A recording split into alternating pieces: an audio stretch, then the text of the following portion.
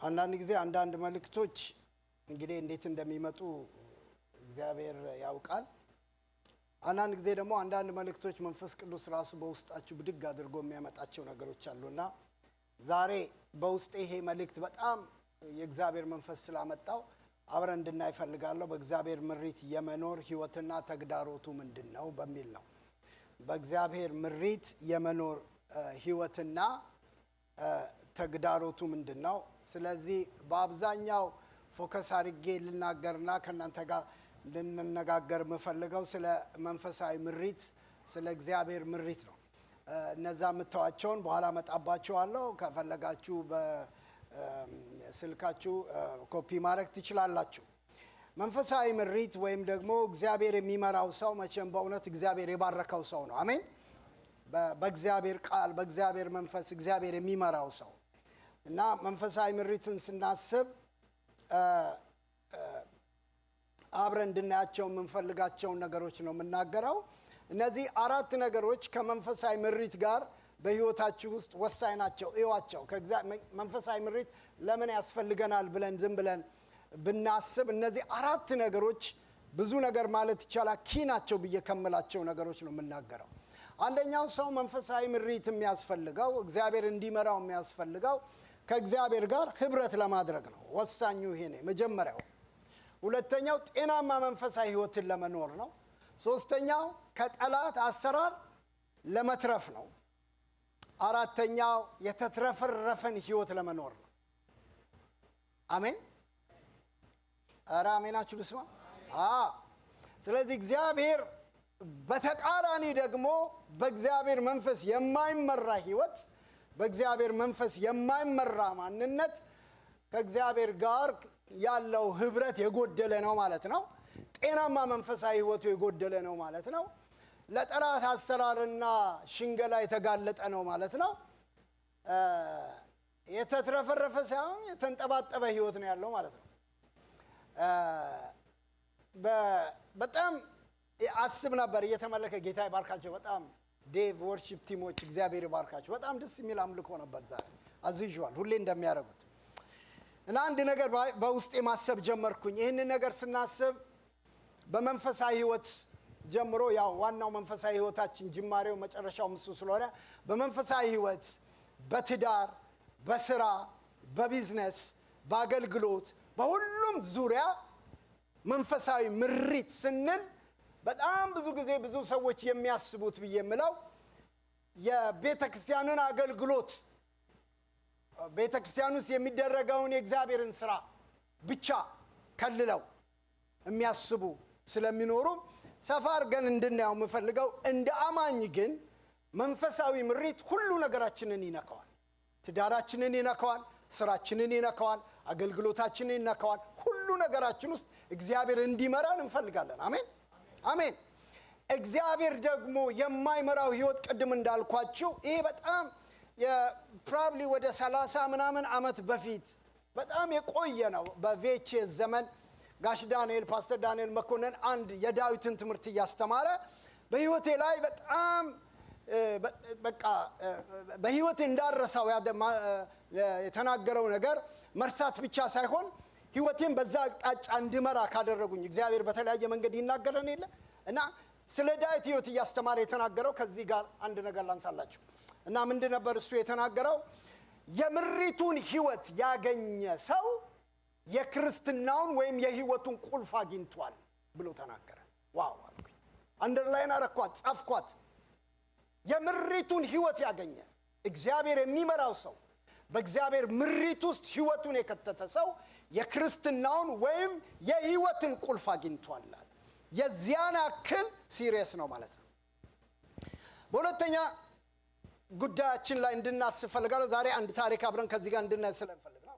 በትዳር ይሁን በስራ ይሁን በቢዝነስ ይሁን በመንፈሳዊ ህይወት ይሁን በማንኛውም ህይወታችን ላይ የተለያዩ ክራይሲሶች ሲያጋጥሙን፣ የተለያዩ ውድቀቶች ሲያጋጥሙን፣ ቻሌንጆች ሲያጋጥሙን፣ ተግዳሮቶች ሲያጋጥሙን፣ የተዘበራረቁ ነገሮች ሲያጋጥሙን የመጀመሪያው ነገር ምንጩ ምንድነው ብለን ስንል ያ ሰው ወይ ያ ህይወት በእግዚአብሔር መንፈስ እየተመራ አይደለም ማለት ነው።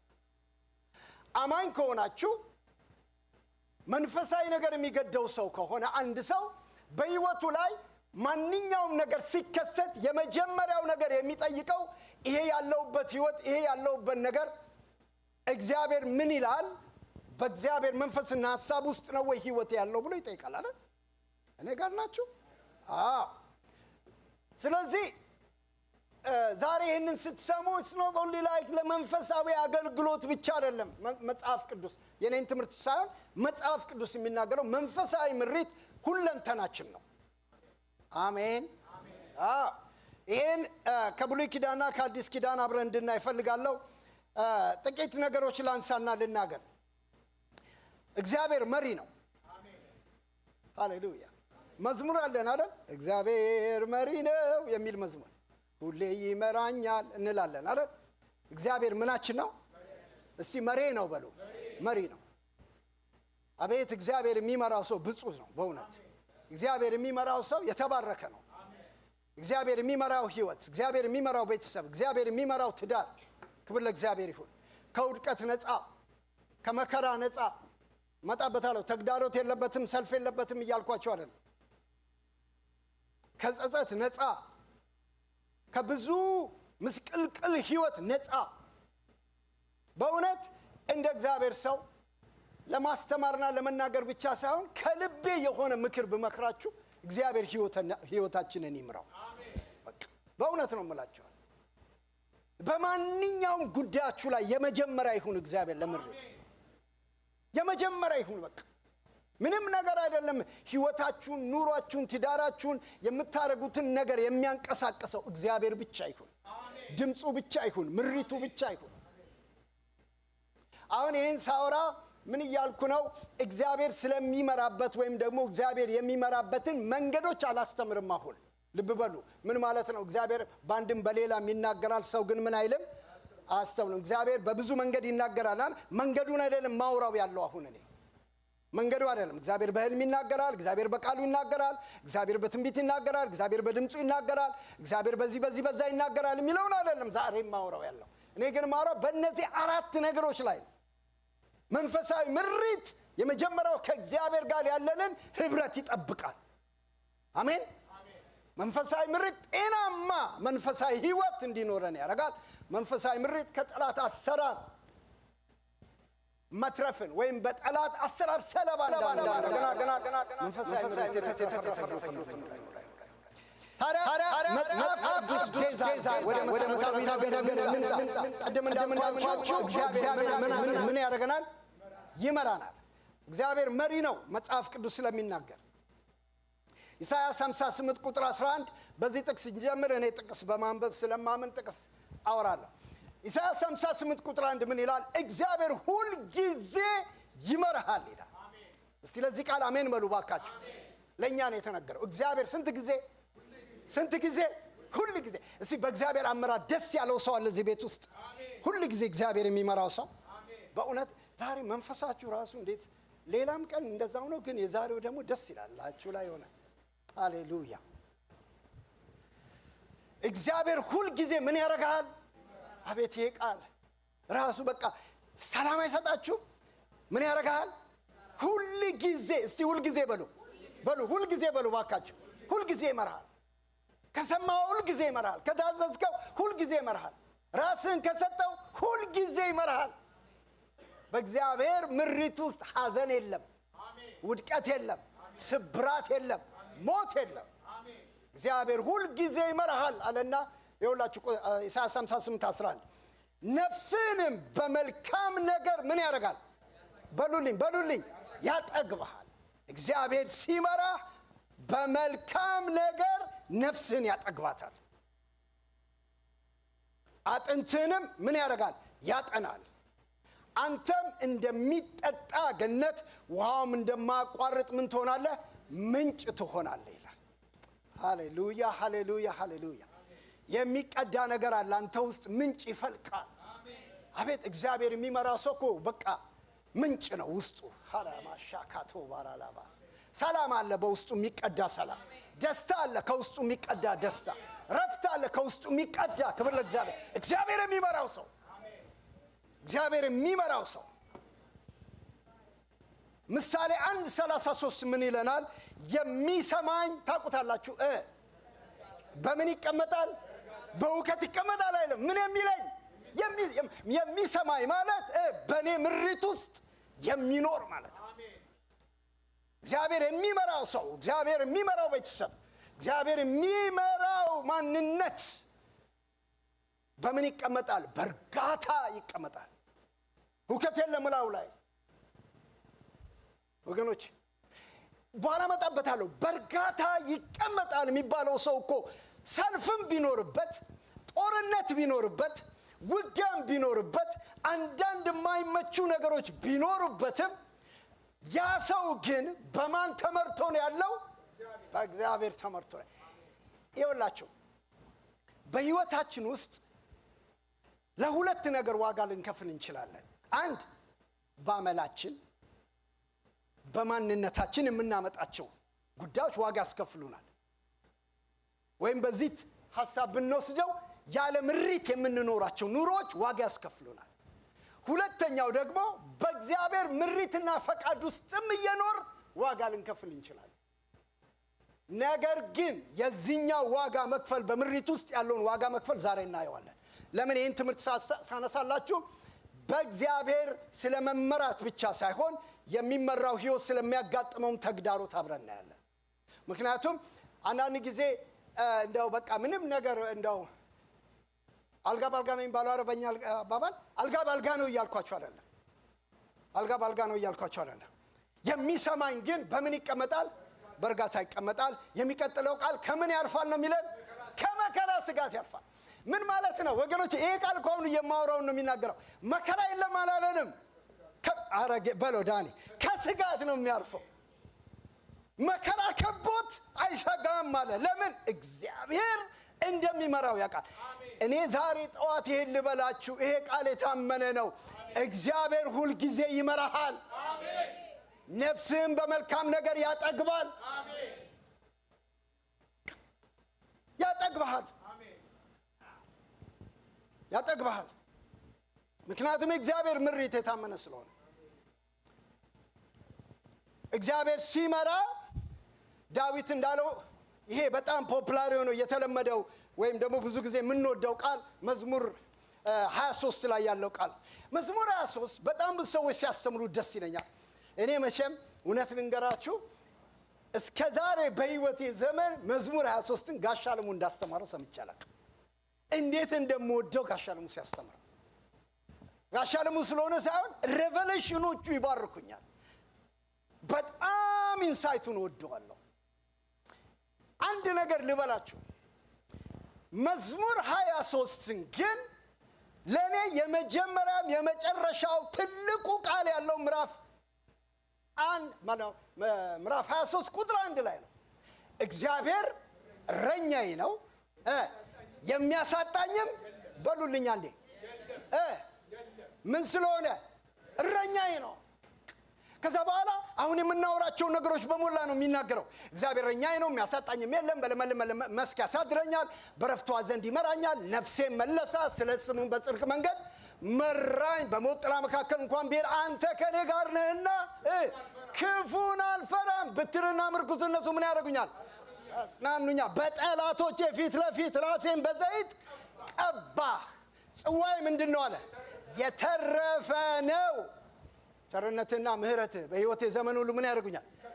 ይሄ ሁሉ ጉድ የሆነው አንተ ምን ስለሆንክ ነው? እረኛዬ ስለሆንክ ነው። እረኛዬ ስለሆንክ ነው። እረኝነት ውስጥ 3 ዋና ነገሮች አሉ። እረኝነት ውስጥ ወይም ደግሞ ምሪት ውስጥ 3 ዋና ነገር አለ። ምን አለ? እግዚአብሔር እረኛዬ ነው ካለ፣ እግዚአብሔር እረኛ ከሆነ ጋይድ የሚያደርግህ እሱ ነው። በጉ ተነስቶ የበግ እረኛ ከሆንክ አንተ በጉ ጠዋት ተነስቶ አይ እኔ ዛሬ ሰሜን መሄድ አልፈልግም ደቡብ ነው መሄድ የምፈልገው አይልም። አንተ በመረጥከው አትውልም ወዳጄ። እግዚአብሔር እረኛ ከሆነ ውልሆን የሚወስነው እሱ ነው። ታዲያ ለዚህ አሜን በሉ። እግዚአብሔር እረኛ ከሆነ የምታደርገውን ነገር የሚወስነው አንተ ነህ። ይኸውላችሁ እግዚአብሔር እረኛ ሲሆን ምሪት ብቻ አይደለም፣ ፕሮቪዥን የሱ ነው። አሜን። አቅርቦቱ የሱ ነው። እግዚአብሔር እረኛ ከሆነ ጥበቃ የሱ ነው። ጥበቃው የሱ ነው። እግዚአብሔር የሚመራውን ነው የሚጠብቀው። እግዚአብሔር የሚመራውን ነው የሚመግበው። አሁን የዳዊትን ልተውና ወደዚህ ላምጣችሁ። ስለ ምሪት የተነጋገርን ስላለን ክብር ለእግዚአብሔር ይሁን። አሜን።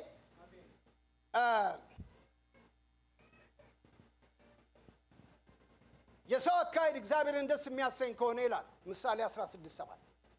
ልብ በሉ፣ ምሳሌ 16:7 የሰው አካሄድ እግዚአብሔርን ደስ የሚያሰኘው እንደሆነ በእርሱና በጠላቶቹ መካከል እንኳን ሰላምን ያደርግለታል። የሰው አካሄድ በምሪት ከሆነ እግዚአብሔርን ደስ የሚያሰኘው ከሆነ ሲልህ በእግዚአብሔር ፈቃድና ምሪት ውስጥ ያለ ከሆነ በእርሱና በጠላቶቹ መካከል እንኳን ሰላምን ያደርግለታል። አይሰጋም። ቅድም ያልነው ቃል ነው። አይፈራም። በጠላት ከበባና ውጊያ ሰልፍ ውስጥ ሆኖ አይፈራም፣ አይሰጋም። ለምን? አካሄዱ እንደ እግዚአብሔር ቃል ስለሆነ። ምሳሌ 20:24 ልንገራችሁ። ምን ይለናል? ይሄ ደግሞ የሰው አካሄድ በእግዚአብሔር ይመራል ይላል። እቺን ቃል በደንብ ያዙልኝ፣ በደንብ አንደርላይን አድርጓት። እግዚአብሔር ምናችን ነው በሉ? ምናችን ነው? መሪያችን ነው።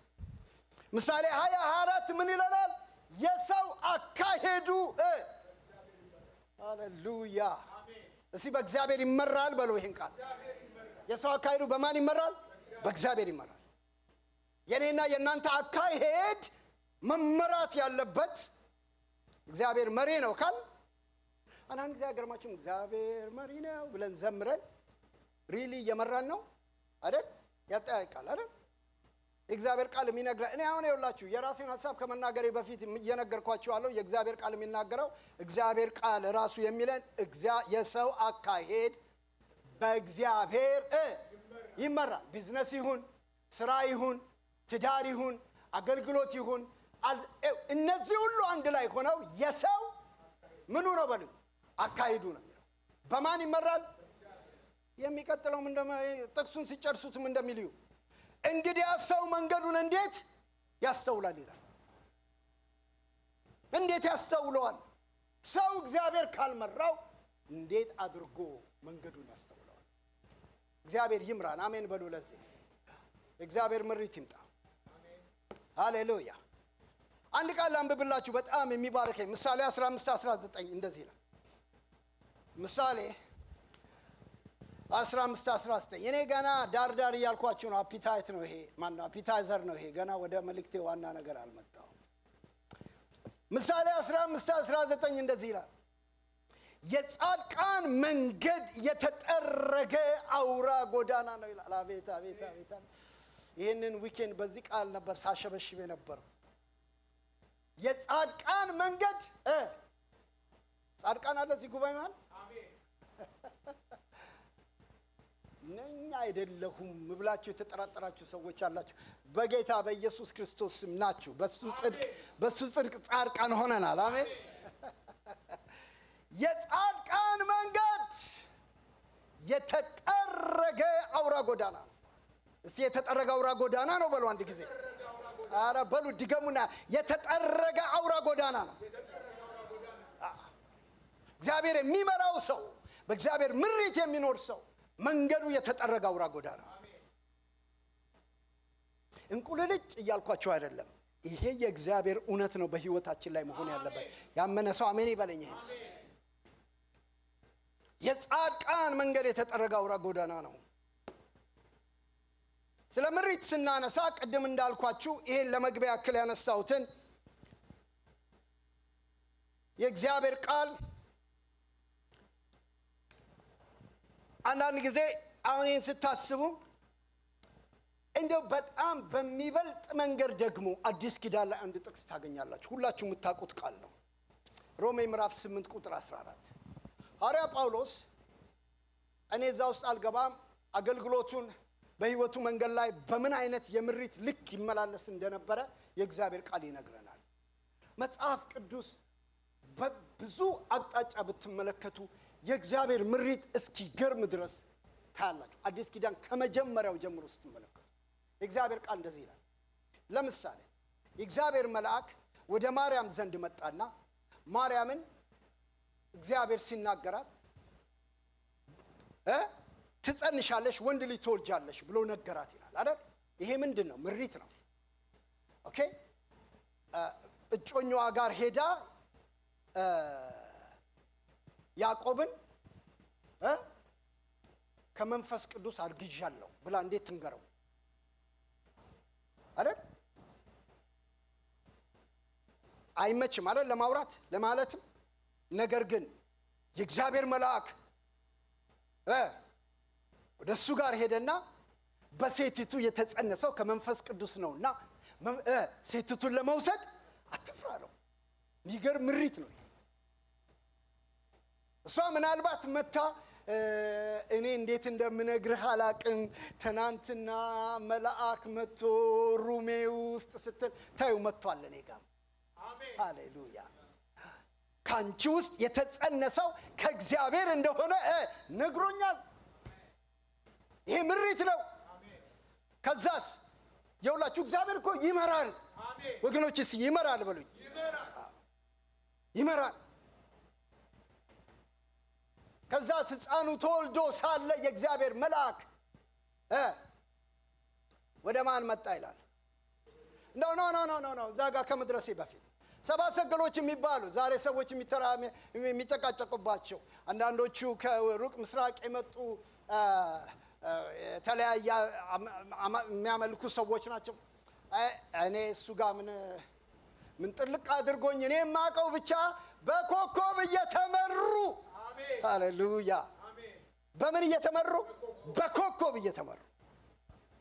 ለምን ይሄ እንደማውራ ነግራቸዋለሁ። በኮከብ እየተመሩ መጡ ይላል። ያሉበት ከተማ ላይክ ዳላስ ከተማ ሪቻርድሰን ገብተው ማነው ዳላስ ከተማ ገብተው ግርግሙ ያለው ሪቻርድሰን ሊሆን ይችላል። እና ዳላስ ገብተው ኮከቡ ጠፋባቸው። ሲጠፋባቸው ጊዜ ወዴት ሄዱ ይላል? እስቲ ከጎናቸው ያለውን ሰው እየመራ ያስጀመረ እየመራ ያስጨርሳል በሉልኝ ፕሊዝ። እየመራ ያስጀመረ እየመራ ያስጨርሳል። አንድ ማስጠንቀቂያ ልንገራችሁ። እነዚህ ሰዎች ከምሪት ወጡና ወዴት ሄዱ? ወደ ንጉሱ። ንጉሱ የሌለውን ኢንፎርሜሽን ሰጡት በሰላም። መጽሐፍ ቅዱስ ከዛ በፊት እንደዛ አይናገርም። ልክ እነዛ ሰባ ሰገሎች ሄደው ለንጉሱ በነገሩት ጊዜ ንጉሱ የአይሁድ ንጉስ እነሱ እንደውም እኮ ይወለዳል አሉትም። ክፍሉን ሄዳችሁ አንብቡ። የተወለደው የአይሁድ ንጉስ ወዴት ነው ያሉት? ኦልሬዲ ተወልዷል። ሃሌሉያ። ወዴት ነው ሲሉት ኢየሩሳሌም ምን ሆነች ይላል? ተናወጠች የሚል ቃል አለ። አሁን እነዚህ ሰዎች ሚስ ያደረጉትን ነገር እዩ። ንጉሱ ማስደንገጥ ብቻ አይደለም። ጻፍት መጡ፣ መጽሐፍ ተገላበጠ። ቢፈለግ አላገኙም። the only thing እነዛ ሰዎች ያገኙት ስትሪት ኔሙን ነው። አንቺ ታናሽ የይሁዳ ከተማ ቤትልሔም ሆይ የኤፍራታ ትንሿ ከተማ መስፍንሽ ካንቺ ይወለዳል የሚል ተጽፏል አሉት ይላል። የሰማችሁ ነው? ተጽፏል ብለው ነገሩት። የእግዚአብሔር ቃል ሲናገር እዚህ ነው አላላቸውም። እዛ ይኸውልህ ንጉስ ነው ብላ አትሂድ እባክህ። ድምፅ እሱ ጋር የለም። አሜን። የሰማኛለ? ንጉስ ነው ብላ እሱ ጋር አትሂድ። ምሪት እሱ ጋር የለም። ንጉስ ይኸውልህ ምሪቱ ያለው የነገስታት ንጉስ የሆነ እግዚአብሔር ልጅ ኢየሱስ በአንተ ውስጥ ያለው እግዚአብሔር መንፈስ ውስጥ።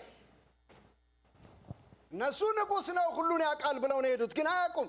በዛ አቆምም ያ ታሪክ ወገኖቼ። ነገር ግን ምን እንደሆነ ልንገራችሁ። የእግዚአብሔር ቃል ምን ይላል? እኔ እዛ ውስጥ አልገባም። አሁን ይህን ራሱ ለመናገር ሳላስብ ነው እየተናገርኩ ያለሁት፣ የኔ ቴክስቴ ውስጥ የሌለ ነገር። ነገር ግን ምን ይላል? ልኬም ብለው ከሄሮድስ ጋር ሲወጡ ኮከብ አመጣች ይላል። አሜን። አይገርምም? ማይ ጉድነስ። ልክ ገብተው ሲወጡ ኮከብ አመጣች ይላል። ጠብቁት።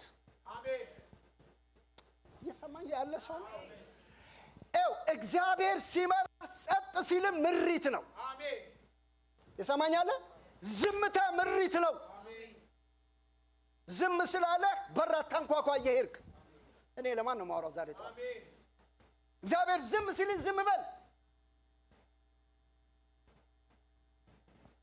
አንዳንድ ጊዜ አንዳንዶቻችን በጣም እኔ በአገልግሎቴ ከሚገርመኝ ሰዎች መጥተው አንዳንድ ነገር ሲያማክሩኝ ትማራላችሁ እናንተም አይደል?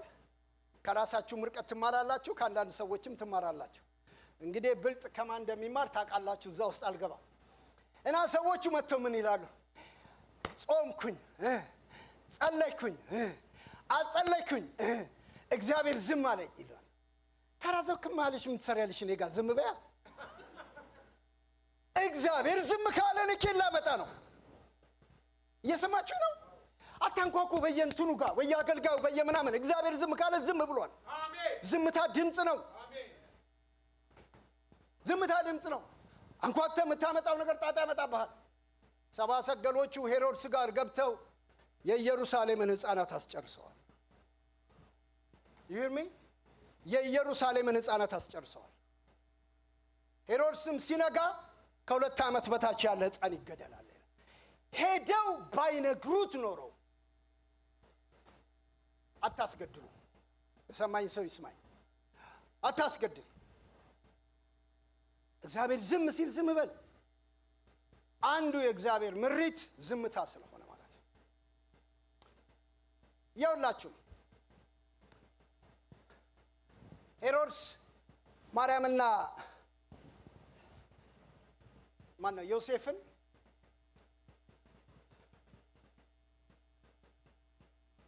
ሲሸኛቸው ምን አላቸው? ሂዱና ስታገኙት ምን በሉ? ስገዱ። ከዛ በኋላ ምን በሉኝ? ንገሩኝና እኔም ሄጄ ምን አለ? እሰግዳለሁ። የእግዚአብሔር መልአክ በሌሊት ወደ ዮሴፍ መጣና ናና ንገረኝ ያለህ ነፍሰ ገዳይ ነውና ወደ እርሱ እንዳትሄድ አለው። በእኔ ትርጉም ማለት ነው። ምሪት ይባላል። ይሄ ምሪት ይባላል። የሰማኝ ሰው አለ? ይሄ ምሪት ይባላል። ወደ ግብፅ የተወረደው ዮሴፍ ማርያምና ኢየሱስን ይዞ ኢየሱስ እኮ ተወልዶ እስኪጨርስ በምሪት ነው የኖረው።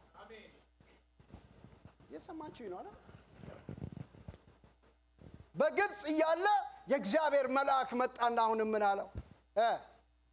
ሕፃኑን ለመግደል የሚፈልገው ሞቷልና ተመለስ ናዝራይት ተብሎ ወደሚጠራበት። እስቲ አሜን በሉ። ለዚህ እስቲ እግዚአብሔር ይመራል በሉ ባካችሁ። ይመራል። ከገዳዮች ሊያስጥል ይመራል። ነግሬያቸዋለሁ። ከጠላት አሰራር ለመትረፍ ምሪት ይፈልጋል። ምሪት ወሳኝ ነው ወገኖች።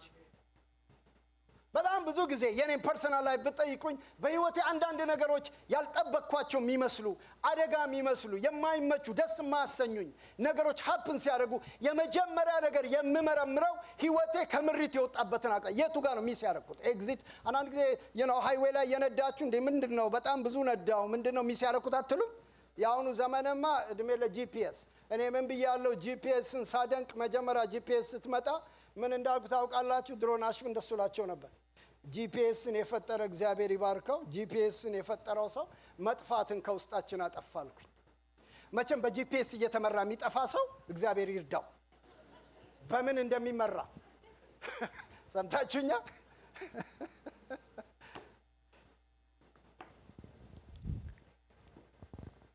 ሁለት ጂፒኤስ ከፍታችሁ አንድ መንገድ ከታችሁ ብትመሩ ባልና ሚስት ያንተን አላምነው ሚስት እኔ አላምንም ያንተን አላምንም ባል እኔ ያንተን አላምንም ተባብለው ሁለቱም ግን የሚያወሩት ሪራት ካሉ ሁለቱም ናቸው ሪራውት የሚሉት። እግዚአብሔር ሲመራ ሁለት አፍ የለውም አንድ አፍ ነው ያለው። ለዚህ ነው የእግዚአብሔር ቃል ሲናገር ሮሜ ምዕራፍ 8 ቁጥር 14 ለአዲስ ኪዳን አማኞች እንደዚህ ይለናል፣ በእግዚአብሔር መንፈስ የሚመሩ እነዚህ ምኖች ናቸው? ዲቃላዎች አይደሉም፣ የእግዚአብሔር ልጆች ናቸው። ምሪት ለሆኑ አገልጋዮች ለሆኑ ማይክና መድረክ ለጨበጥን ሰዎች የተሰጠ ሳይሆን የእግዚአብሔር ልጆች ሁሉ ይመሩበት ዘንድ እኔ ኮስችን አደርጋለሁ በጣም ከድሮም ጀምሮ በህይወታችሁ ያውላችሁ እግዚአብሔር በጸጋ ስጦታ ሰዎችን ሚኒስተር ያደርጋል፣ ይናገራል፣ አምናለሁ፣ አገለግላለሁ። በዛ እግዚአብሔር ለሰዎች በሚሰጠው የጸጋ ስጦታ በህይወታችሁ ላይ ለሚሰራውና ለሚያደርገው ነገር በህይወታችሁ ለምትጓዙት መንገድ ኮንፈርሜሽን ሊሰጣችሁ ይችላል። አንድ ፍራይዴ አላዛር ይሄን ነገር እዚህ ሼር ሲያደርገን ነበር። ምን እያልኳችሁ ነው? ነገር ግን ምሪት የሚለውን እግዚአብሔር ቃል የሚናገረው ነገር እያንዳንዳችን በጎቼ ምንን ይሰማሉ ነው ያለ። በሉት ፕሊዝ፣ አቤት በሉት። ምንን ይሰማሉ? ድምፄን ይሰማሉ። እዚህ ቤት ውስጥ በግ ያልሆነ ካለ አላቅም። 3 ነገር ልናገር። ጌታችን ኢየሱስ ክርስቶስ ጴጥሮስ እንደዚህ ብሎ ተናገረው። የዮና ልጅ ጴጥሮስ ሆይ ትወደኛለህን አለው ከትንሣኤ በኋላ። አዎ። ከዛ ምንን ጠብቃለሁ? ግልገሎቼን ጠብቅ። ከዛ እንደገና ቀጠለና የዮና ልጅ ጴጥሮስ ሆይ ትወደኛለህ ሆይ። በሌላ ትርጉም እኮ አታገኙትም፣ በአማርኛው ነው የምታገኙት most of the time። አሁንም ምን አለው? ጠቦቶችን አሰማራ። ከዛ ቀጠለና 3ኛ ሲጠይቀው በግ ከየት ጀመረ? ግልገል፣ ጠቦት፣ በግ። እኔ ጊዜ የለኝም እነዚህን ተዋረን ለማውራት። ህይወት አገልግሎት የሚጀምረው ከግልገልነት ነው አይደለም? ለምንድን ነው ጌታ በጎቼን ያለ ጠቦትን ትቶ ግልገልን ትቶ? ለምን በግ አለ? በግ ፉል ማቹሪቲ የደረሰ ነው ማለት ነው። ያደገ ነው ማለት ነው። በእግዚአብሔር ቃል አድጓል፣ በጸጋ አድጓል፣ በእግዚአብሔር ቤት አድጓል። ጠቦትና ግልገል ነው በግ የሚከተሉት። እሺ የሰማኝ ሰው አለ? ጠቦት ከሆንክ ሰው ትከተላለህ። ግልገል ከሆንክ በግ ትከተላለህ። በግ ከሆንክ ግን እግዚአብሔርን ትከተላለህ። በጎቼ ምንን ይሰማሉ? ድምፄን ይሰማሉ። ኦኬ፣ አሁን ወደ መልእክቴ ልምጣ። መጽሐፍ ቅዱሳችሁን ቶሎ በሉና አንድ ቦታ ትሄዱልኛላችሁ። ሃሌሉያ! ኢየሱስ ጌታ ነው። አሜን አሜን። ዘፍጥረት 26 ላይ ሄዱልኝ። ከአንድ ታሪክ ተነስተን እነዚህን ሐሳቦች አብረን እናያለን። ጥቂት ነገር እናገራለሁ ከዚህ በኋላ። እግዚአብሔር ይመራናል። አሜን። ክብር ለእግዚአብሔር ይሁን። ይህን ለማሳየት ቅድም እንዳልኳችሁ እነዚህ 4 ነገሮች ወሳኝ ናቸው። መንፈሳዊ ምሪት ከእግዚአብሔር ጋር ህብረትን ለማድረግ፣ መንፈሳዊ ምሪት ጤናማ የሆነ መንፈሳዊ ህይወትን ለመኖር፣ መንፈሳዊ ምሪት ከጠላት አሰራር ለመትረፍ፣ መንፈሳዊ ምሪት የተትረፈረፈን ህይወት ለመኖር። እነዚህን መርህ አድርገን ነው ዛሬ የምንነጋገረው። ታዲያ ከአንድ ክፍል ልነሳ። የምታውቁት ክፍል ነው። ለምን ይሄን እንደመረጥኩኝ ስናገር ይገባቸዋል። ይሄ ቃል የሚገኘው 26 ከቁጥር 19 ጀምሮ ያለውን ቃል እናንብበው ለመግቢያ ያክል። ምዕራፍ 26 ዘፍጥረት 26 ስለ ይስሐቅ ታሪክ ነው የምናወራው። የይስሐቅ አገልጋዮች በሸለቆ ውስጥ ሲቆፍሩ ከጉድጓድ የሚፈልቅ ውሃ አገኙ። የጌሬራ እረኛ ግን ውሃው የኛ ነው በማለት ከይስሐቅ እረኞች ጋር ጠብ አስነሱ። ከዚህም የተነሳ ይስሐቅ ያንን የውሃ ጉድጓድ ኤሴቅ ብሎ ጠራው፣ በጉድጓዱ ምክንያት ተጣልተውታልና። አሁንም እንደገና ሌላ ውሃ ጉድጓድ ቆፈረ። አሁንም ሌላ ግጭት ተፈጠረ። ስለዚህም የውሃውን ጉድጓድ ስጥና ብሎ ጠራው። ይስሐቅም ያን ቦታ ትቶ ሌላ ስፍራ ላይ ውሃ ጉድጓድ አስቆፈረ። በዚህ ጊዜ ግን አንድም ሰው ጠብ አላስነሳበትም። ስለዚህም ያን የውሃ ጉድጓድ አሁን እግዚአብሔር ሰፊ ቦታ ሰጥቶናል፣ እኛም በምድር እንበዛለን ሲል ማን ብሎ ጠራው? በሉ ጮክ በልና ሮቦት። አሁን ቀና በሉ። ከመጨረሻ ወደ መጀመሪያ ነው ወጣው። ምን ማለት ነው? መቼም አንድን ታሪክ መጨረሻውን የምታውቁት ታሪክ ከሰስፔንድ ለመትረፍ ስትፈልጉ ታሪኩን መጨረሻ አውቃችሁ ከመጀመሪያ መጀመር ነው አይደለም? አሁን ለምሳሌ ሰሞኑን የምንድን ነው ወርልድ ካፕ አለ አይደለም? ዛሬ እዚህ ፕሮግራም እየተደረገ እርግጠኛ ነኝ እኔን እየሰማችሁኝ ነው። ስልክ እያያችሁ አይደለም። ማን እንደሚጫወት አላውቅም። ጎል ገባ ወይ ምን ሆነ ወይ ምናምን ብላችሁ አንዳንዶቻችሁን በአይኔ እየተከታተልኳችሁ ነው። ኤኒዌይስ ጌታ ይባረክ። እና ግን አሁን አንድ ጨዋታ ሁለት ጨዋታ አልቆ ሊሆን ይችላል አይደል? ዛሬ ጧት እኛ እዚህ ቁጭ ብለን እዚህ ያመለክን አልቋል። ጎሉም ገብቶ አልቋል። የተሸነፈውም ተሸንፎ ያሸነፈውም አሸነፈ። እና ከዚህ ሄዳችሁ ጌም ማየት ማለት ለኔና ለእናንተ ሰስፔንድ የለውም። ጨዋታው አልቋል። ማን እንዳሸነፈ እናውቃለን። ሁሉ ነገር ግልጽ ነው። አቤት ላይፍ እንደዚህ ሲሆን ደስ ሲል ደስ አይልም? ጭንቅንቅ ሳይል መጨረሻውን አውቀ መኖር በኢየሱስ ለእናንተ ብቻ ሳይሆን ለእኔም ባረከኝ ራሱ እንደው ቅልል ቢል ላይፍ እንደዚህ አላዛር ምን ይመስላል? እና ለምንድን ነው ያነበብኩት? ከሮቦት ነው የጀመርኩላችሁ። እግዚአብሔር አሰፋልን። ይኸውላችሁ በጣም ለምን ይሄን ነገርክን ብትሉኝ በጣም መጽሐፍ ቅዱስ ላይ የገረመኝ ምንድን ነው እግዚአብሔር ይስሐቅን ሮቦት ለማድረስ የከፈለው ዋጋ የሄደበትን መንገድ እንድታዩት። ሮቦት ለመድረስ ሮቦት ምን ማለት ነው? እግዚአብሔር ምን አረጋለን? አሰፋለን፣ አበዛን፣ ሰፊ ስፍራ ሰጠን፣ የተትረፈረፈ ህይወት ሰጠን። በነገራችን ላይ ሮቦት ማለት በአዲስ ኪዳን ልተርጉምላችሁ እንዴ? ሮቦት ማለት በአዲስ ኪዳን ልተርጉምላችሁ የኔ ትርጉም ነው ይሄ። ዮሐንስ ወንጌል ምዕራፍ 10 ቁጥር 10 ሌባው ሊሰርቅ ሊያርድ ሊያጠፋ ይመጣል፣ እኔ ግን ህይወት እንዲሆንላችሁ እንዲበዛላችሁ መጣሁ። ሮቦት ማለት ይሄ ነው። ሮቦት ማለት የተትረፈረፈ ህይወት ማለት ነው። እኔ የመጣሁት አለ ጌታ። እኔ የመጣሁት በመንፈስ በነፍስ በስጋ የተትረፈረፈ ህይወት ልሰጣችሁ። የአማኝ ህይወት ዮሐንስ 10 ላይ ረግጦ መቆም አለበት ብዬ አምናለሁ። አንደኛው የሌባውን አካሄድ ማወቅ። ባለፈው አላዛር ይሄን አስተምሮናል። ምን ይላል እዛ ጋር ዮሐንስ 10? ጊዜ የለኝም እኔ እዛ ውስጥ አልገባ። ዮሐንስ 10 እኮ ይሄንን የሚያወራው ስለ መትረፍረፍ ህይወት እኮ ጌታ እያወራ ያለው ዮሐንስ 10 ላይ ክፍሉ የሚያወራው ስለ ምሪት ነው። በጎቼ ምንን ይሰማሉ? ድምፄን ይሰማሉ። ምን ያደርጉኛል? ይከተሉኛል። የኔ የሆኑትን በምን በድምፅ በስም አወጣቸዋለሁ ይላል። የሌላውን ወይም የሌባውን ምን አይሉም። አትስሙ ስለተባሉ አይደለም። ይኸውላችሁ ክርስትና ላይ የኔ አመለካከት እንትናን ስማ እንትናን አትስማ በመባል ለውጥ አይመጣም። የሰማኛለ ምንድን ነው የምታምነው በሉኝ። የእግዚአብሔር ቃል ሌላውን ወይም ሌባውን አለ ምን አይሉ በሉት ስሙ አትስሙ ተብሎ አይደለም። የሰሙት እውነት አለ ውስጣቸው። የሰሙት የበጉ ድምጽ ማለት የእረኛቸው ድምጽ አለ። የእረኛውን ድምጽ የሚያውቅ የሌባውን ድምጽ ያውቃል ወገኖቼ፣ ያውቃል። ድምጽ የመለየት ጉዳይ ነው።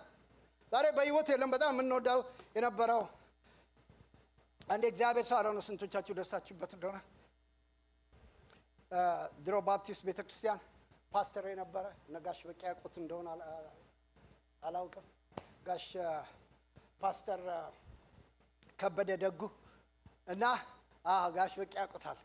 እና ጋሽ ከበ አንድ ጊዜ አንድ ትምህርት ሲያስተምር አገር ቤት ያለን በጣም አንድ ስለ እግዚአብሔር ድምጽ ያስተማረው አዲስ ሆኜ ስሰማ የተባረኩበት እና ምን አለ፣ ታክሲ ውስጥ ቁጭ ብዬ በጣም ደስ የምትል አገላለጥ ናት። ታክሲ ውስጥ ቁጭ ብዬ እየሄድኩ አለ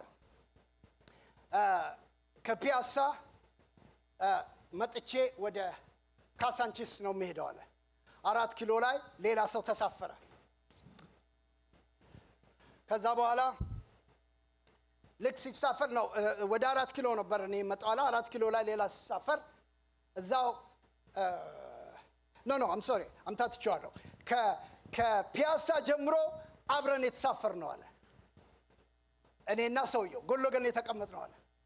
ተሳፍረን እየሄድን እያለ 4 ኪሎ ጋር ስንደርስ ሐሳቤን ቀየርኩና ወደ ካሳንቺስ እንደሚሄድ ሰውየውን ለመጠየቅ ባለ ታክሲ አልኩት አለ።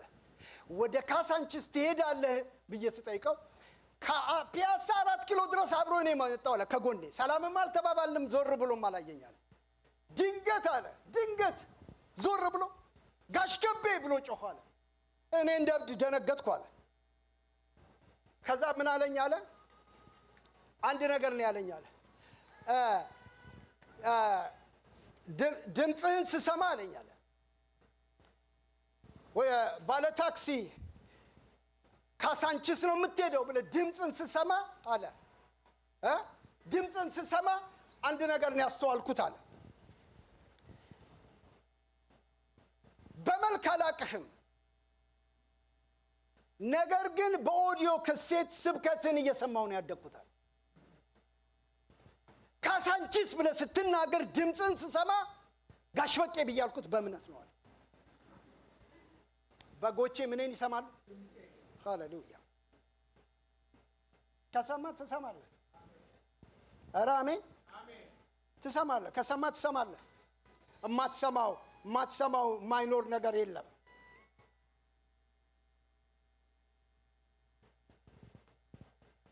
ከዚህ ክፍል የጀመርኩበት ምክንያት ልንገራችሁ። ወደ ምዕራፉ መጀመሪያ ስትመጡ ጥቂት ነገር ታያላችሁ። ምዕራፍ 26 ቁጥር 1 ይዩልኝ። አንድ ጊዜ ይዩልኝ።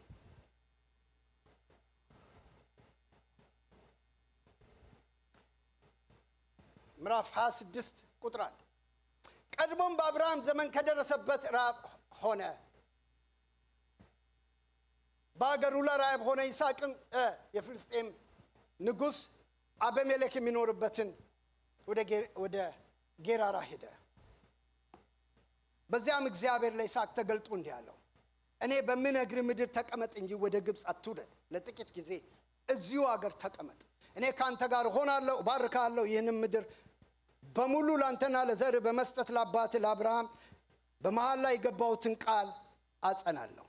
ዘርህን እንደ ሰማይ ከዋክብት አበዛለሁ። ይህን ምድር በሙሉ ለዘር እሰጣለሁ። የምድር ሕዝቦችም ሁሉ የዘር አማካኝነት ይባረካሉ። ይህም አብርሃም ቃሌን ሰምቶ ድንጋጌን፣ ትእዛዜን፣ ስርዓቴን፣ ሕጌን በመጠበቁ ነው። ስለዚህ ይስሐቅ በጌራራ ተቀመጠ። ይኸውላችሁ ቀና በልና ነገር ላሳያችሁ። በአብርሃም ዘመን እንደነበረው ዘመን ረሃብ ሆነ ይላል።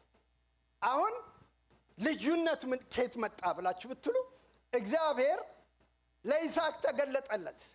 ተገለጠና ምን አለው? አሁን ስለ ምሪት አይደል የምናወራው? ተገለጠና ምን አለው? በዚሁ ስፍራ ተቀመጥ አለው። ወደ ግብፅ እንዳትሄድ። አባቱ አብርሃም ወደ ግብፅ ሄዷል በረሃቡ ዘመን። እየሰማችሁ ነው? ያው ፕሊዝ በደምብ ስሙኝ አሁን የምናገረውን ነገር። እግዚአብሔር ኢንዲቪጁዋሊ ነው የሚመራህ። አሜን።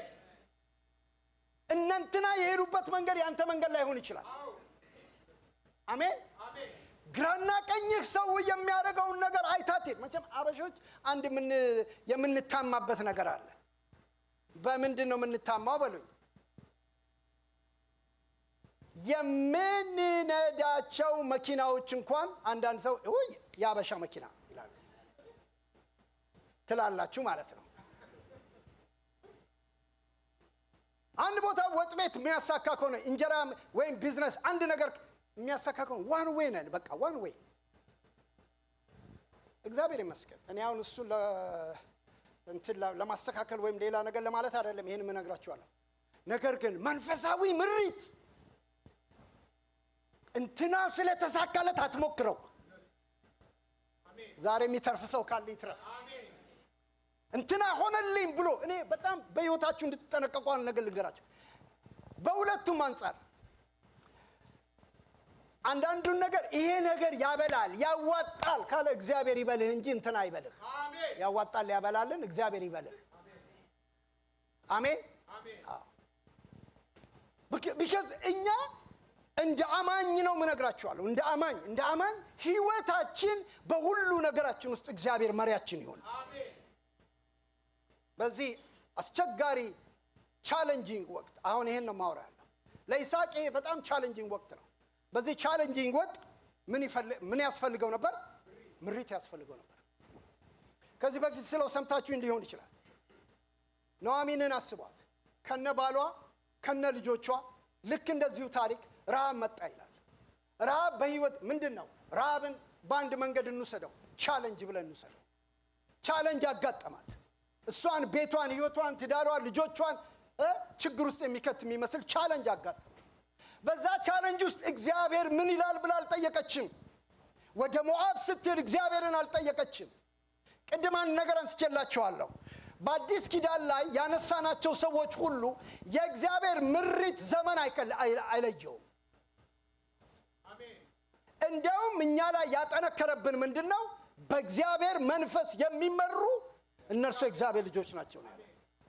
የእግዚአብሔር ልጅነታችን የመለያ አድርጎ እንኳን የነገረን በመንፈስ በእግዚአብሔር መመራትና ለመመራታችን እና ሮማናት ኑኃሚን ሞዓብ ገባች። ምሪት የለም። ሞዓብ በገባች ጊዜ ባሏ ሞተ፣ ልጆቿ ሞቱ፣ ብቻዋን ቀረች ይላል። የሚገርም ነው አይደል? ወደ ሌላ ታሪክ አልሄድ፣ እሱም ብቻ ካነሳው ይበቃኛል። እዚህ ላይ እግዚአብሔር ይስሐቅ ይህ ቻሌንጅ በፊቱ ሲመጣ ምን አለው? እግዚአብሔር ተገለጠና ሌሎች በሄዱበት መንገድ አትሄድም፣ አባትህ በሄደበት መንገድ አትሄድም አለው። ዛሬ አንዳንድ ጊዜ ለአንዳንዶቻችን ቻሌንጆች ከምሪት ያወጡናል። አንዳንዶቻችንን ደግሞ ቻሌንጆች አደብ ያስገዙንና በምሪት ውስጥ ይከቱናል። ዛሬ ጠዋት ይሄንን ለእናንተ እናገራለሁ። እግዚአብሔር ይስሐቅን እንዴት እንደመራው ለእኔና ለእናንተ የህይወት ምሪት ይሆንልን ዘንድ አሜን አሜን። እግዚአብሔር ምን አለው? በምነግርህ በዚህ ስፍራ ቻሌንጁ አስቸጋሪ ነው ባልከው፣ ረሃብ ነው ባልከው፣ ምንም ነገር የለም ባልከው፣ አባት ከዚህ በፊት ነገሩ አስደንግጦት ቻሌንጁ አስደንግጦት ከሸሸው ሰፈር በቻሌንጅ ውስጥ ትቀመጣለህ። አሜን። ለጥቂት ጊዜ በዚህ ውስጥ ቆያለህ አለው። ከዛስ የመጀመሪያው ነገር ምንድነው ብላችሁ ብትሉኝ፣ በምሪት ዓለም ነምበር 1 አንድ ነገር አንደርላይን እንድታደርጉልኝ የምፈልገው እግዚአብሔር ሊመራን ሲፈልግ የመጀመሪያው እግዚአብሔር ምሪትን ወደ ህይወታችሁ ሲያመጣ እግዚአብሔርን እንደምትታዘዙትና እንደማትታዘዙት ህይወታችሁ የሚፈተንበት ቦታ ነው። በምሪት ህይወታችሁ እንደሚመራና እንደማይመራ ኖ ኤክስኪውዝ ለእግዚአብሔር። ይስሐቅን እዚህ ምንም በሌለበት በረሃ ማት ነገር ቻሌንጆቹን ማውራት ይችላል። እነዚህን ነገሮች ሁሉ አላወራ። እግዚአብሔር ግን ምናምን ለጥቂት ጊዜ በዛ ትቀመጣለህ። ግን በዛ መቀመጥ ውስጥ ምሪት ውስጥ ማን አለ? ቅድም አንድ ነገር ብለናል። የእግዚአብሔር አብሮነት። አሜን። እኔ ካንተ ጋር በዛ እሆናለሁ ይላል። ዛሬ አንድ ነገር ልንገራችሁ። እግዚአብሔር የሚመራው ህይወት ቻሌንጅ ውስጥም ቢቀመጥ የእግዚአብሔር አብሮነት አለ። አሜን አሜን አሜን። በጣም ብዙ ጊዜ ብዙ ሰዎች በጣም አስቸጋሪ በሆነ ቻሌንጅ ውስጥ እያለፉ እዛ ቻሌንጅ ውስጥ ጸንተው ቆመው ስናያቸው፣ እግዚአብሔርን ሲያከብሩ ስናያቸው፣ እግዚአብሔርን ሲያመሰግኑ ስናያቸው፣ ምንም ያልተለዋወጠ ህይወት ሲኖሩ ስናያቸው፣ ለምንድን ነው ጥያቄ የሚፈጥርብን ብትሉ አንድ ነው መልሱ ብዬ የምለው የእግዚአብሔር አብሮነት። አሜን። የእግዚአብሔር አብሮነት እግዚአብሔር ከሚመራው ጋር ነው የሚቆመው። ክብር ለእግዚአብሔር ይሁን። ከሚመራው ጋር። ለዚህ ነው እግዚአብሔር ምን አለው?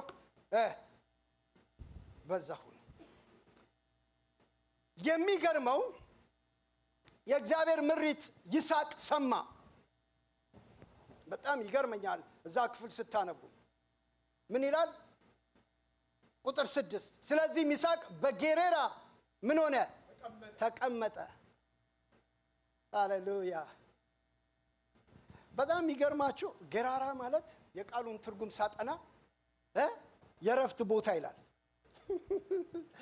አቤት ጌታ! እሱ እኮ ሲመራ አብሮ ካለ የቻሌንጁን ሰፈር የረፍት ቦታ ያደርገዋል። አይገርምም? ቦታው እኮ በጣም ቻሌንጂንግ ቦታ ነው። ሰው የሚፈተንበት ቦታ ነው። ሰው የሚበረግግበት ቦታ ነው። ሰው ጥሎት የሚሄድበት ቦታ ነው። ሰው ጊቭ አፕ የሚያደርግበት ቦታ ነው። እግዚአብሔር ሲመራ አብሮነቱ ካንተ ጋር ስላለ የቻሌንጁን ሰፈር፣ የውከቱን ሰፈር፣ የማይቻለውን ሰፈር የረፍት ቦታ ያደርግልሃል። ክብር ለእግዚአብሔር ይሁን። በዛ አላቆመም። እግዚአብሔር ሲመራው ይስሐቅ ያደረገውን አንድ ነገር ላሳያችሁ ቶሎ ብለን ክፍሉን ለመጨረስ። ቁጥር 11 ላይ ሄዱልኝ። አለፍ አለፍ ብዬ ነው የምናገረው። አቤሜሌክ ይህንን ሰው ነው ከዛ በፊት ያለውን ላንብበው። ቁጥር 7 የዚያም ሀገር ሰዎች ሁሉ ስለሚስቱ በጠየቁት ጊዜ እህቴ ናት አለ። ምክንያቱም ሚስቱ ናት ሚስቴ ናት ብል ርብቃ ቆንጆ ስለሆነች ያገሬው ሰዎች በእርሷ ምክንያት ይገድሉኛም በማለት ፈርቶ ነበር ይላል። በጣም አንድ ነገር እግዚአብሔር ተናገረኝን ነገር ልንገራችሁ። ሃሌሉያ።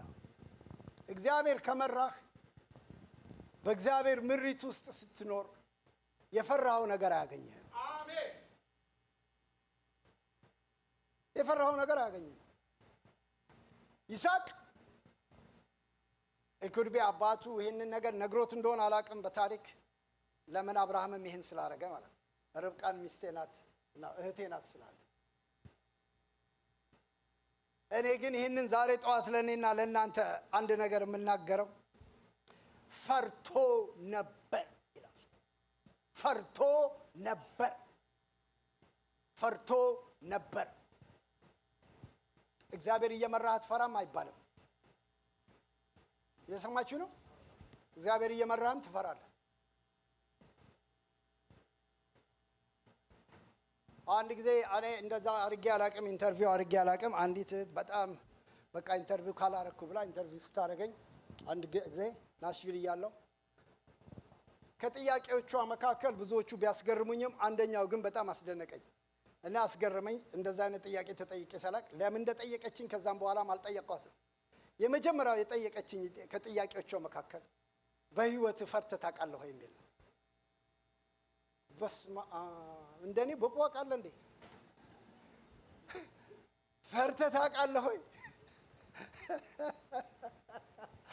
ወገኖቼ የእግዚአብሔር ሰዎች ማይፈሩ ከመሰላችሁ መጽሐፍ ቅዱሳችሁን አገላብጡና ሙሴን ኢያሱን ዘርዝሩ። ለሁሉም እግዚአብሔር ምን እያለ ነው የሚደጋግምላቸው? አንድ ቃል በልልኝ ለዛችት ያልኳት ነገር አለ። ኢየሱስ እንኳን በፍርሃት ሲያጣጥር የሚያበረታው መልአክ ታየው ይላል። አልፈራም ብልሽ ጉደኛ ላየር ነኝ እንክት አድርጌ እፈራለሁ። እግዚአብሔር እየመራም ትፈራለህ። ሁኔታ ያስፈራል። ዙሪያ ያለው ነገር ያስፈራል። ዲና አታደርገውም። ዙሪያን የከበቡ ነገሮች የሚያስፈራሩ ነገሮች ታያለ።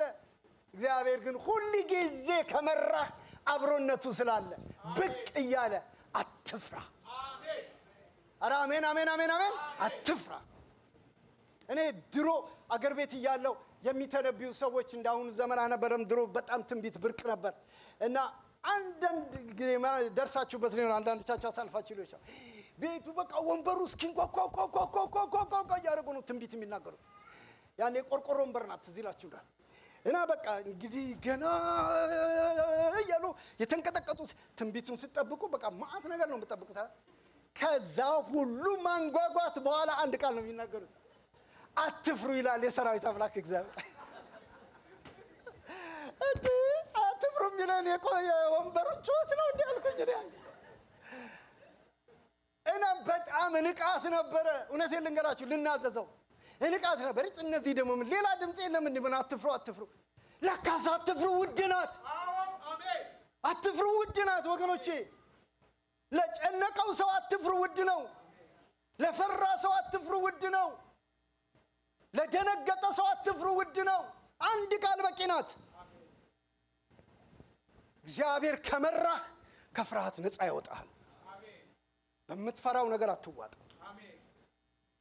ጥቂት ነገር ላንሳ ከመጨረሴ በፊት። ይስሐቅም ይላል ቁጥር 12 ላይ ሄዱልኝ ቶሎ በልና።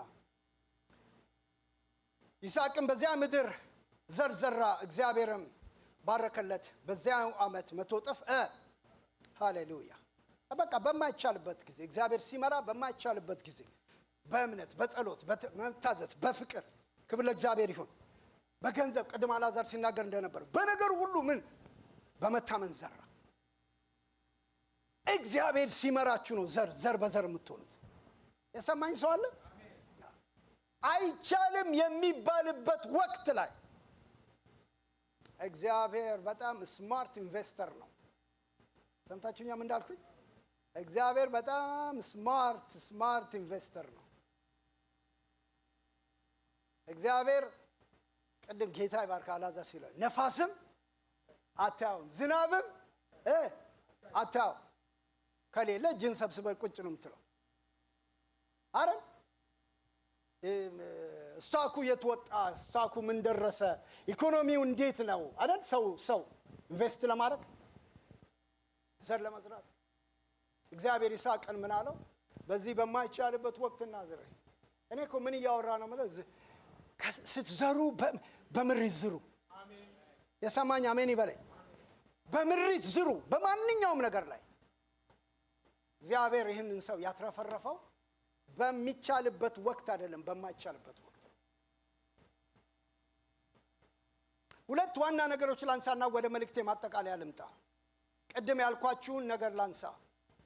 መንፈሳዊ ምሪት ከእግዚአብሔር ጋር ህብረት ለማድረግ ይሄ ክፍል ነው የሚያሳየን። መንፈሳዊ ምሪት ጤናማ የሆነ መንፈሳዊ ህይወት ለመኖር፣ መንፈሳዊ ምሪት ከጠላት አሰራር ለመትረፍ፣ መንፈሳዊ ምሪት የተትረፈረፈን ህይወት ለመኖር። እግዚአብሔር ሲመራን እነዚህ ነገሮች በህይወታችን የተጠበቁ ይሆናሉ። በይስሐቅ ህይወት ላይ ሁለት ዋና ነገሮች አንስቼ ነው የምጨርሰው። ይሄውም የእግዚአብሔር ቃል ሲናገር በዛ አስቸጋሪ ወቅት እግዚአብሔር በቃ የይስሐቅን ነገር ልዩ ያደረገው ምንድነው ብላችሁ ብትሉኝ ቅድም ያልኳቸው እግዚአብሔር ተገለጠና በዚህ ቻሌንጂንግ ነው በተባለው ጊዜ ሰፈራት ቀየር፣ አገራት ቀየር፣ ቦታት ቀየር፣ ሌሎች በሄዱበት መንገድ አትሄድ፣ እኔ መሪህ ነኝ፣ እኔ ካንተ ጋር ሆናለሁ፣ የነገርኩን ቃል እፈጽማለሁ። ለጥቂት ጊዜ የምትቀላለች አሁን ያቺ የጥቂት ጊዜ ጌታ የሚላት ቦታ ቻሌንጂንግ የሆነችዋ ሰፈር እኮ የኔና የናንተ ፐርማነንት ቦታችን አይደለችም። እግዚአብሔርን የምንጠብቅበት ቦታ እንጂ የምንጠብቅበት ቦታ ነው።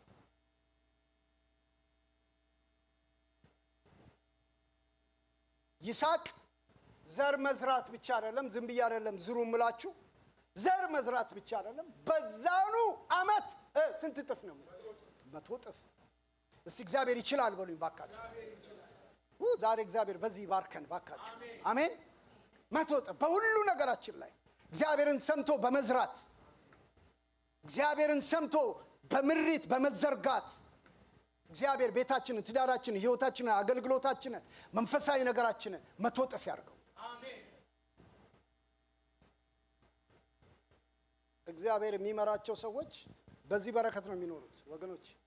በእውነት ነው የምላችሁ። ይህን ስነግራችሁ በህይወቴ ዘመን ላይ ያለ ኪሳራ ለመኖር ሰው ምን ይፈልጋል ብላችሁ ብትሉኝ መንፈሳዊ ምሪት። አሜን።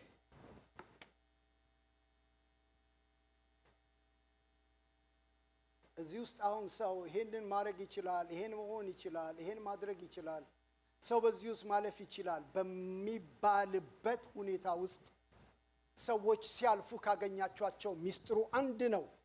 የሚመራቸው አምላክ አለ ማለት ነው። አሜን። የሚመራቸው አምላክ አለ። የሚመራቸው አምላክ አለ። በምሪት ውስጥ ቻሌንጅ የለም አላልኳችሁም? ተግዳሮቶቹን ላንሳና ወደ መልእክቴ ማጠቃለያ ልምጣ። ሁለቱን ተግዳሮትና የተትረፈረፈ ህይወት የሚለው ተግዳሮቶቹን ስናነብ እዚህ ጋር እናገኘዋለን። ቁጥር 15 ላይ ሂዱልኝ። ቁጥር 15 ከዚህም የተነሳ ፍልስጤማውያን አባቱ አብርሃም በህይወት በነበረበት ጊዜ የአብርሃም አገልጋዮች የቆፈሯቸውን የውሃ ጉድጓዶች በሙሉ አፈር ሞልተው ደፈኗቸው። አቤሜሌክ ይስሐቅን ከዚህ ይልቅ ከኛ ይልቅ ኃያል ሆነሃልና አገራችንን ልቀቅልን አለው። ይስሐቅ ይህንን ቦታ ትቶ ወደ በጌራራ ሸለቆ ተቀመጠ። ይስሐቅ በአባቱ በአብርሃም ጊዜ ተቆፍረው በነበሩት አባቱ ከሞተ በኋላ ፍልስጤማውያን የደፈኗቸውን የውሃ ጉድጓዶች እንደገና እንዲከፍት አደረገ። አባቱ ቀድሞ ባወጣላቸው ስም ጠራቸው። የይስሐቅ አገልጋዮች በሸለቆ ውስጥ ሲቆፍሩ ከጉድጓዱ የሚፈልቅ ውሃ አገኙ። የጌራራ እረኞች ግን ውሃው የኛ ነው በማለት ከይስሐቅ እረኞች ጋር ጠብ አስነሱ። ከዚህም የተነሳ ይስሐቅ ያን ውሃ ጉድጓድ ኤሴቅ ብሎ ጠራው። ቅድም ያነበብነው ነው። ከጉድጓዱ ምክንያት ተጣልተዋልና እያለ ይዘረዝራል። አሁን ቀና በልና ሁለት ነገር ላንሳ። ማይ ጋድ እግዚአብሔር የተባረከ ይሁን። በአባቱ ዘመን ተቆፍረው የነበሩትን ፍልስጤማውያን እነዚህ ሰዎች መተው ጉድጓዱን ደፈኑት ይላል። እኔ በጣም ይገርመኝ ጉድጓዱን ወሰዱት ቢለኝ ይቀለኝ ነበር። ደፈኑት። ምቀኛ መንፈስ አይደለም። እዚህ ጋር ምን ይላል መሰላችሁ? ብዙ የበግና የፍየል መንጋ ብዙ አገልጋዮች ስለነበሩት ፍልስጤማውያን ተመቀኙት የሚል ቃል አለ።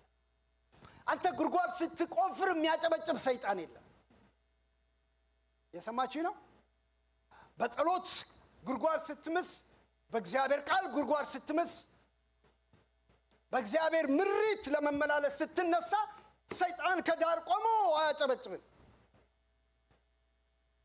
ይስሐቅ ያጋጠመው ቻሌንጅ በምሪት ውስጥ ሁለቱ ነገሮች እነዚህ ናቸው። ሁለቱም ነገሮች በጣም ከሚገርመኝ ነገር የላይኛውን ልተውና በተለይ በሱ ጊዜ የሆነውን ነገር ላንሳ። የመጀመሪያው ነገር በአባቱ ዘመን ተቆፍሮ የነበረውን ነገር ዘጉ ይላል። ጠላት አንተ በምሪት እስከተመላለስክ ድረስ እግዚአብሔር ላንተ የለቀቀውን በረከትና ሪሶርስ ማቆም አይችልም። አሜን። የሰማኝ አሜን ይበል። አሜን። ላንተ የተከፈተን ሰማይ ሰይጣን አይዘጋው። አሜን። የሰማኝ ሰው አለ? አይዘጋው። አይዋጋም አላለም፣ ነገር ግን አይችልም።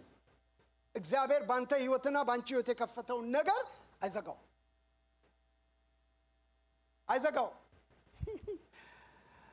በጣም ከሚገርመኝ ሁለት ነገሮች አሉ። ምንድነው ብላችሁ ብትሉኝ፣ አንተ በምሪት እስከ ተንቀሳቀስክ ድረስ የሄድክበት ቦታ ሁሉ ምንጭ ይሆናል። አሜን። የገደራ ሰዎች ምን እንደተቸገሩ ታውቃላችሁ? ምን እንደተቸገሩ ታውቃላችሁ? ይሄ ሰውዬ በሄደበት ቦታ ምን አለ? ምንጭ። እስቲ ነው በሉ አንዴ ባካችሁ። እናንተ ራሳችሁ መጠየቅ ያለባችሁ አንድ ነገር ምንድነው መሰላችሁ? ኢየሱስ ስሙ ይባረክ። አሜን። አረ ስሙ ይባረክ። አሜን። እኔ ለማን እንደሆነ አላቅም፣ ቢዝነስ ይሁን ስራ ይሁን whatever በህይወታችሁ ላይ እግዚአብሔር ይምራችሁ። አሜን። እግዚአብሔር ይምራችሁ። አሜን። ለምን ብላችሁ ብትሉኝ፣ በእግዚአብሔር ምሪት ውስጥ የሚገቡ የሚወጡ ሰዎች የገቡበት ቦታ ሁሉ ምንጭ ይሆናል። አሜን። ምንጭ ይሆናል። የይስሐቅን ታሪክ ውስጥ ታነቡ፣ ተጣሉት፣ ፈቀቅ አለ። ሁለቱን ላንሳና ልጨርስላችሁ። እነዚህ ሁለቱ ቦታዎች ጉድጓዱ የኛ ነው ብለው ተጣሉት ይላል። ጉድጓዱ የኛ ነው ብለው ተጣሉት ይላል። ትቶላቸው ሄደ። ወይ እንደው እግዚአብሔር በዚህ ይባርካችሁ። አሜን። ለምን? በረከቱ ከሰማይ አምላክ እንደሆነ የሚያቅሰው እግዚአብሔር የሚመራው ሰው እግዚአብሔር እንደሚባርከው የሱ በረከት በእግዚአብሔር እጅ እንዳለ የሚያቅሰው ወገኖቼ፣ ግራና ቀኝ ውብ ገዚና በዛ ጠላት በሚያነሳው ሽኩቻና ግርግር ውስጥ አትገቡም። እንዲህ አይነቱን ግርግር እግዚአብሔር የሚመራው ሰው ከውከት ነፃ ነው። አሜን። ዞር ብሎ ትቶላቸው ሄደ ይላል። ያንተ በረከት ያለው በእግዚአብሔር እጅ በሰው እጅ አይደለም። አሜን። ያንተ በረከት ያለው በዙሪያ ባለው በጠላት አሰራር እጅ ሳይሆን በእግዚአብሔር እጅ ነው። አሜን። የሰማኝ አሜን ይበለኝ። አሜን። ይሄን የመጨረሻ አንድ ቃል ልናገርና እንጸልይ።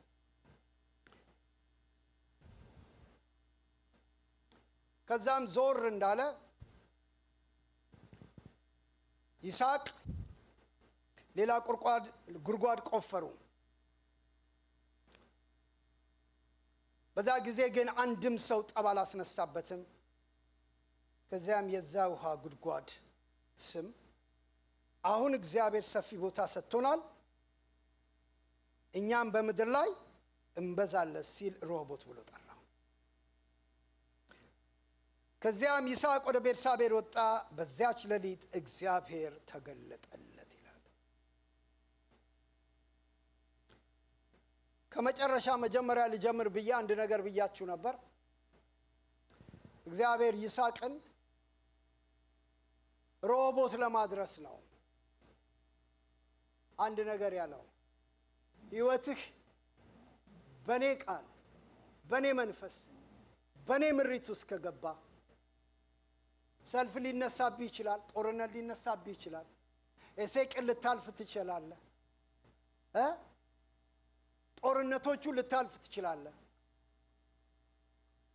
የምትፈራቸውም ነገሮች ልታልፍ ትችላለህ አዝሎንጋስ እኔ ግን ያንተን ህይወት እስከመራው ድረስ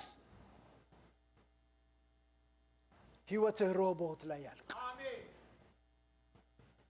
ሮቦት ምንድነው ብያችኋለሁ ዮሐንስ 10 ህይወት እንዲሆንላችሁ እንዲበዛላችሁ ህይወት እንዲሆንልን እንዲበዛልን የሚበዛ ህይወት እንዲሆንልን በእግዚአብሔር መንፈስ ምሪት ውስጥ እንድንኖር ወገኖች ተነስተን እንጸልይ በዚህ መንፈስ ሃሌሉያ ሃሌሉያ ኢየሱስ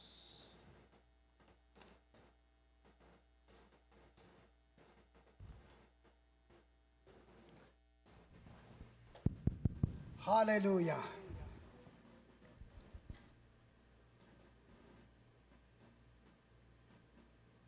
ከእግዚአብሔር ጋር ጤናማ ህብረት ይኖረን ዘንድ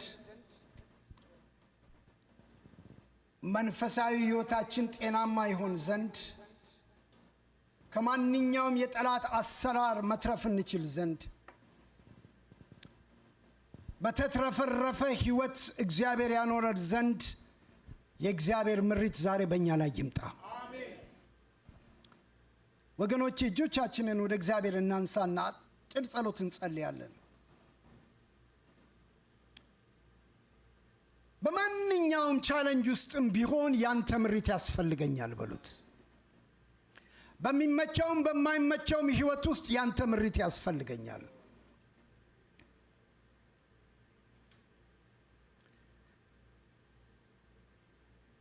ተቀመጥ ባልከኝ ስፍራ ሁን ባልከኝ ስፍራ ላይ መሆን የምችልበት ጸጋና ኃይል እንዲለቀቅልኝ ጸልያለሁ በሉ ዛሬ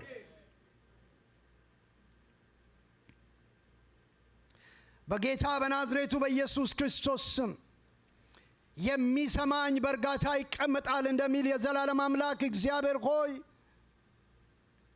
ዛሬ መስማት ይሁንልን ለኛ መስማት ይሁንልን እዚህ ቤት ላለነው ሰዎች እግዚአብሔር ሆይ ፍጹም የሆነ መንፈሳዊ ምሪት ወደኛ እንዲመጣ እዚህ በእምነት እጆቻችንን ወደ እግዚአብሔር እናንሳና ላንተ ምሪት ህይወቴን እሰጥሃለሁ በሉት ትዳሬን እሰጥሃለሁ ቤቴን እሰጥሃለሁ አገልግሎቴን እሰጥሃለሁ ማንኛውም ሐሳቦች ማንኛውም የሥራ ይሁን የአገልግሎት ይሁን የቢዝነስ ይሁን የተለያየ ነገር በውስጣችሁ ያለ ሰዎች ጀስት በዚህ ጠዋት ራሳችሁን በእግዚአብሔር ፊት ሰረንደር አድርጉ ወገኖቼ እንደዛ ስለሚሰማኝ ነው ያለ ስጋት ወደምትኖሩበት ወደ ተትረፈረፈ ህይወት ያስገባችሁ ዘንድ የእግዚአብሔር ምሪት በእናንተ ቤት ይትረፍረፍ ሁሉ በሚላችሁ ሁኔታ ትሆኑለት ዘንድ የገዢ ቁጣ በተነሳ ጊዜ ስፍራህን አትልቀቅ እንደሚል እግዚአብሔር ቃል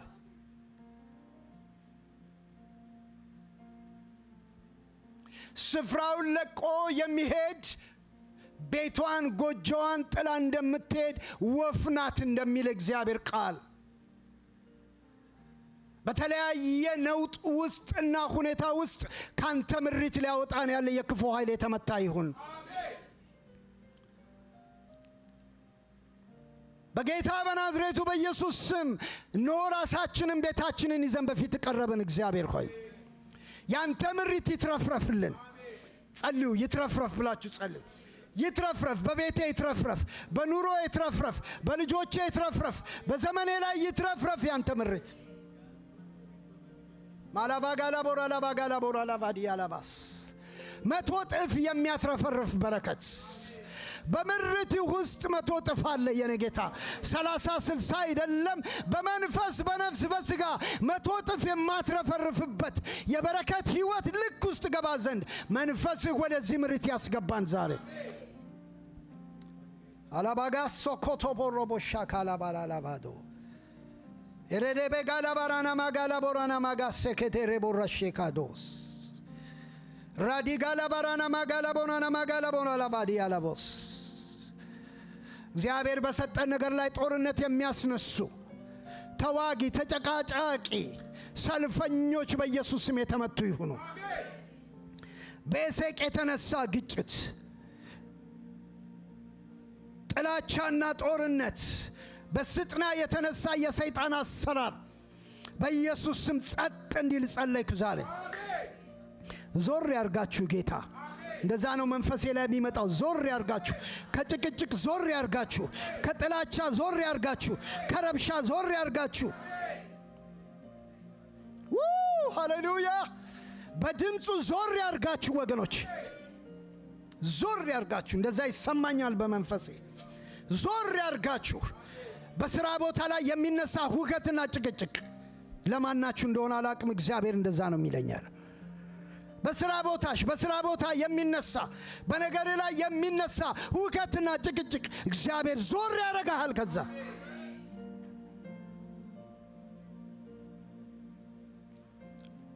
ዞር ያረጋል። እሱ ብቻ አይደለም የእግዚአብሔር ምሪት፣ እሱ ብቻ አይደለም የእግዚአብሔር ሪሶርስ። እግዚአብሔር ባለጸጋ ነውና ያትረፈርፋል። ሮሆቦት አላለው እግዚአብሔር፣ መብዛት አላለው እግዚአብሔር። በጌታ በኢየሱስ ስም እንደዛ ነው በመንፈሴ ላይ መንፈስ ቅዱስ የሚናገረኝ ወገኖቼ። ዛሬ በዚህ ጠዋት ባላችሁበት ቦታ ላይ ጸብንና ሁከትን ረብሻን በስራችሁና በተለይ በስራ ቦታ ላይ ያለ ነገር የሚነሳውን ነገር እግዚአብሔር ጸጥ አረጋለሁ ይለኛል ጌታ። ማጋሮዶ ማሳካቶ ባሽያ ለቬጋስ ጥቂት ጸልዩ እስቲ። እግዚአብሔር መንፈስ በዚህ ቦታ ላይ ይህንን የውከት መንፈስ ጸጥ ያረጋዋል ዛሬ በናዝሬቱ በኢየሱስ ስም ጸጥ እንዲል ጸለይኩ ዛሬ። በኢየሱስ ስም ጸጥ እንዲል ጸለይኩ በዚህ ሰዓት። ላሮባ ጋላ ባናና ማጋሶ ኮቶፖሮቦሽያካ ኤሌቬጋለ ሙራ ለቫጋዲያ ለቦጋላ ቦራና ማዲያ ለቦሰኬሬ ቦራዳባስ የተትረፈረፈ በረከት እንዲሆን ጸልያለሁ እግዚአብሔር። ሌባው ሊሰርቅ ሊያርድ ሊያጠፋ ይመጣል ተብሎ እንደተጻፈ በጌታ በኢየሱስ ስም የሌባውን መንፈስ አሰርን ዛሬ። የሌባውን መንፈስ አሰርን ዛሬ። ሰላምን ለመስረቅ፣ ደስታን ለመስረቅ፣ ረፍትን ለመስረቅ የሚወጣ የጨለማ ኃይል የታሰረ ይሁን ዛሬ።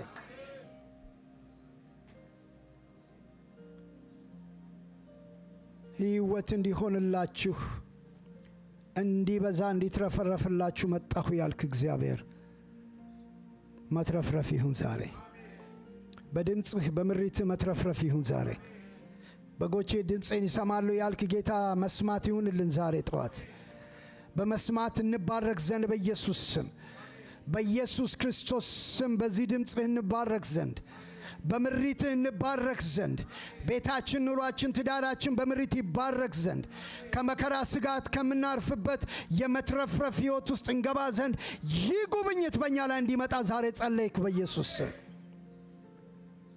እናመሰግንሃለን፣ እናከብረሃለን። አባት ሆይ አሁንም አንተ ሳትሰለች ድምጽህ ወደኛ ስለምትልክ አምላካችን እግዚአብሔር ሆይ አሁንም ጆሮአችን ላንተ የተከፈተ ይሁን። ጆሮአችን ላንተ የተከፈተ ይሁን። ስለ ምሪትህ እናመሰግንሃለን፣ ስለ ቃልህ እናመሰግንሃለን። አንተ መልካም ነህና በመልካምነትህ ትመራናለህ።